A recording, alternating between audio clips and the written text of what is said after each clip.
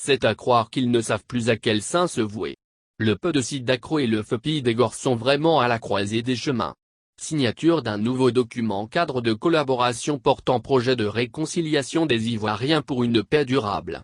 Voici la nouvelle trouvaille, la nouvelle comédie politique que les deux formations politiques de l'opposition radicale viennent de servir aux Ivoiriens, avec pour acteurs principaux Guy Kahué et Assoa Adou et pour metteurs en scène leurs chefs respectifs qui, au dire M. Guy Kahué, ont donné leur caution. Elle se propose en effet, après avoir échoué sur tous les tableaux politiques, de sceller la réconciliation véritable entre les Ivoiriens. Normalement, l'on devrait s'en féliciter. Mais là où le bât blesse, c'est que voilà des gens qui refusent obstinément ou qui affichent une incapacité notoire à se réconcilier avec eux-mêmes, au sein de leurs formations politiques respectives et qui veulent réconcilier tous les Ivoiriens. Ils auraient même pour faire sérieux, élaboré un schéma, une sorte de modus operandi, une recette magique pour réaliser le miracle de la réconciliation.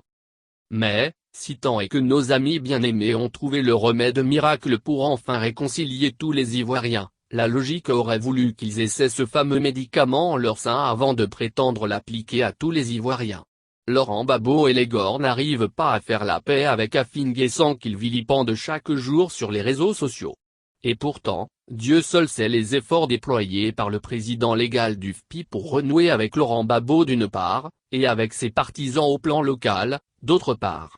L'on se rappelle en effet que M. Afin Guessant avait tenté à plusieurs reprises de se rendre à La Haye, puis à Bruxelles, pour faire la paix avec M. Gbagbo sans succès. De son côté, Guy Kahué n'arrive pas à réconcilier le PDC avec lui-même. Il ne parvient pas non plus à faire la paix avec KKP et KKB et de nombreux élus et cadres du parti. Pour preuve, la saignée continue au sein du PDCIRDA.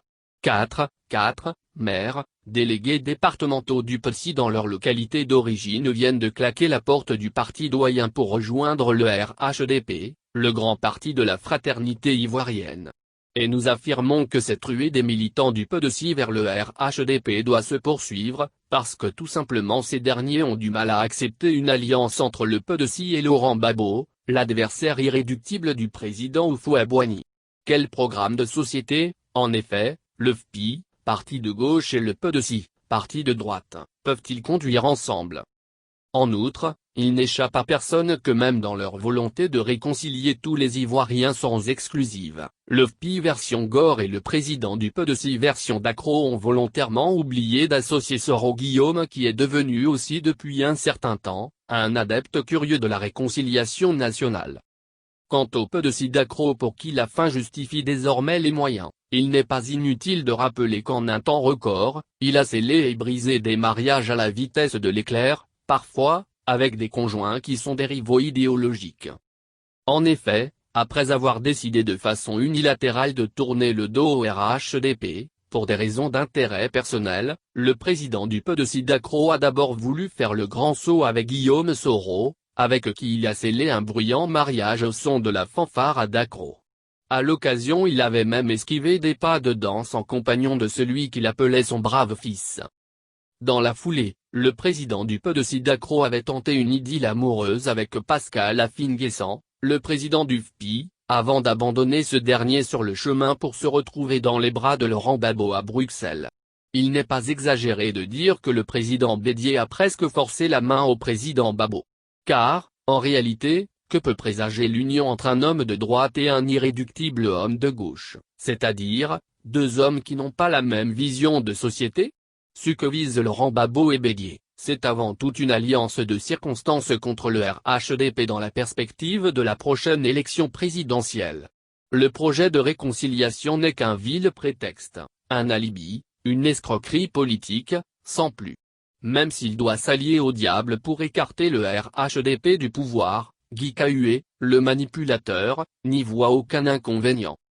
L'enseignement que nous pouvons tirer de tout ce cirque politique, c'est qu'ils ont finalement pris conscience de leur faiblesse devant le grand RHDP du président Alassane Ouattara qui gagnera à coup sûr au premier tour de l'élection présidentielle d'octobre 2020 avec son candidat Amadou Gon Coulibaly, redouté de tous.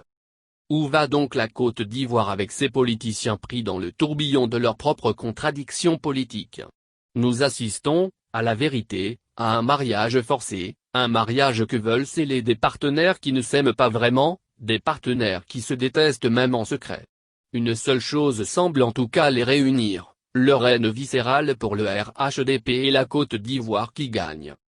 Par ailleurs, en plus d'être un mariage forcé, l'union entre Laurent Gbagbo et le président du PDC d'Accro est un mariage illégal. Car, au strict plan légal, Laurent Gbagbo n'est plus fondé à engager l'entité FEPI sans l'accord M. Afin N'Guessan qui en est le président légitimement reconnu. Ce dernier a donc toute la latitude pour poursuivre en justice Laurent Gbagbo et Ségor pour faux et usage de faux. Par ces temps de grand stress avec cette pandémie du Covid-19, nous pouvons quand même les remercier de nous avoir arraché un sourire avec ce sketch de comédie politique qui ne dit pas son nom. Pour le FPI version gore et le PDC version d'Accro, il faut renoncer à être authentique en taisant les critiques et devenir hypocrite dans le seul but de faire mal au RHDP, leur adversaire redoutable et surtout en engageant aveuglement des personnes qui n'ont aucune vision de leur avenir. En s'engageant donc dans ce mariage illégal et forcé, les présidents Bédié et Gbagbo ont eux-mêmes abdiqué devant l'exigence de la rigueur et de la cohérence qui devrait guider toute action politique en rapport avec la vision qui la sous-tend. Car, comme on le dit souvent, la politique est avant tout une affaire de principes adéquats et établis, avant d'être une affaire de tactique électorale.